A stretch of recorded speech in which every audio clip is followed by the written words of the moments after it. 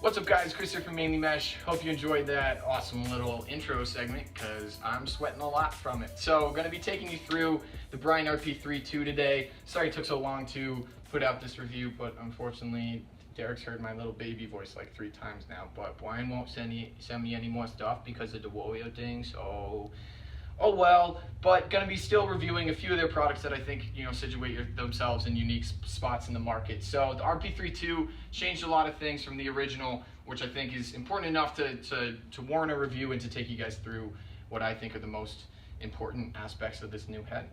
The first big difference in this head is the sidewall strut. We're used to kind of these replicated lines like the Evo, like the Clutch, and kind of like the Superpower. STX doesn't do it quite as much, but really just recycling the old sidewall strut profile and trying to make little differences like Cortec or like Twistex or Twistex, that's a mesh. Woo! Good morning. But overall those heads were more or less the same thing with a few little adjustments.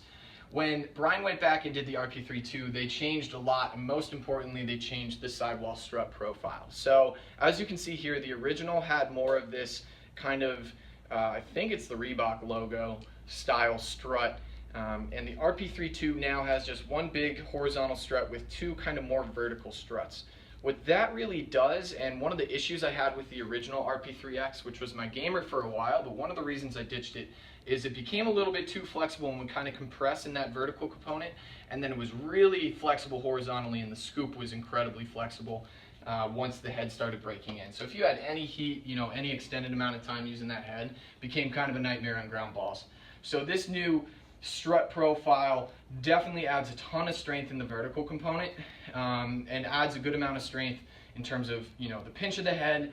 Not quite as much as I was hoping for when twisting it back and forth, which we'll see when I get to the ground ball section, but enough so that it warrants, you know, a different, it's really a different head if you ask me. It's just got a different feel to it, a different flex profile, a much wider face shape, which affects the stringing a little bit, but we'll also talk about that later. And for now, we'll move on to the scoop.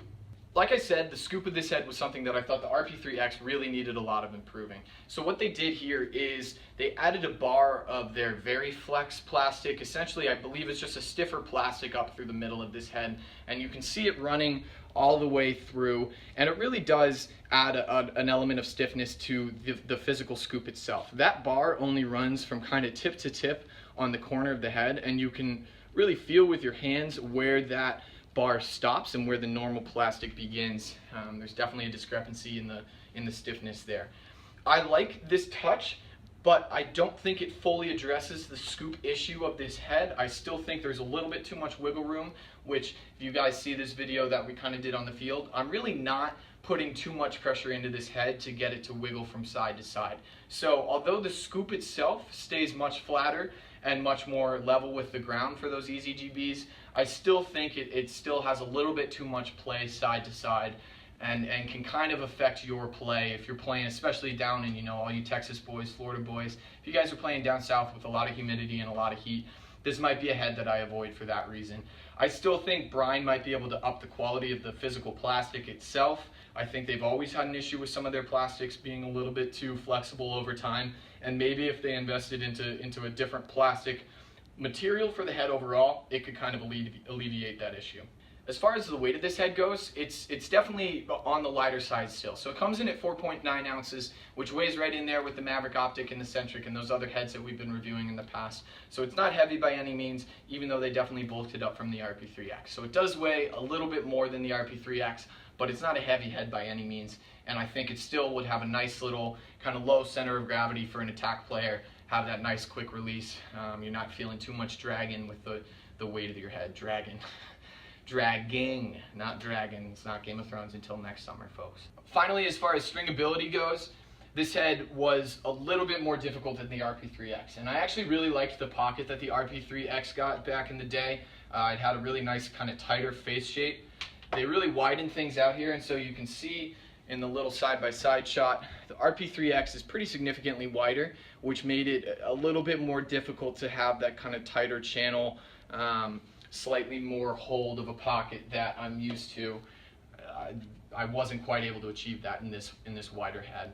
They dropped one sidewall stringing hole and it doesn't really affect where the hole placement went in my pocket as far as where the diamonds landed. They pretty much just kind of condensed the normal 4 holes up top that they have into 3 larger ones, so there's a lot of width up top. You can kind of fit a triangle top string up top. It's a little bit funky, but you can definitely jam it in there. Overall, it's pretty easy to string up, but I do think you're going to have a slightly more V-shaped channel than what you would normally string in a Brine or Warrior head. So expect it to be slightly different than what you're used to, but I don't think there's anything wrong with that. It really has a nice wide profile for catching, so if that's something you're looking for, I would definitely look at this head instead of a head like the Evo 4X, which is, you know, a little bit heavier, not quite as easy to string up. I think this head really suits itself well for an attackman looking for a nice wide catching surface when they're playing.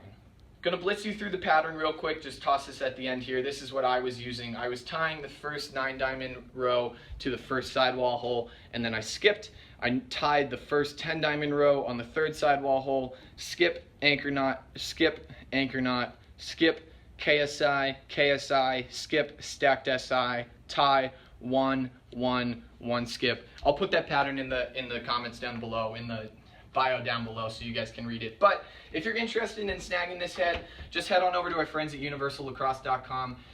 Click the link down below. It's a pretty awesome option, and I think it's something you should keep in mind if you are looking for really having the widest head possible without sacrificing that lightweight feel that an attackman really likes for those quick sticks and in tight motions. Overall, thanks so much, guys. Make sure you like, comment, subscribe. If you liked the look of any of these 3 limited edition heads, all strung up with the brand new Throne fiber mesh, including the LE Dream fiber mesh, head to our website. They're on sale for 99 bucks, only a handful left. But other than that, thanks so much, and I will catch you guys next time.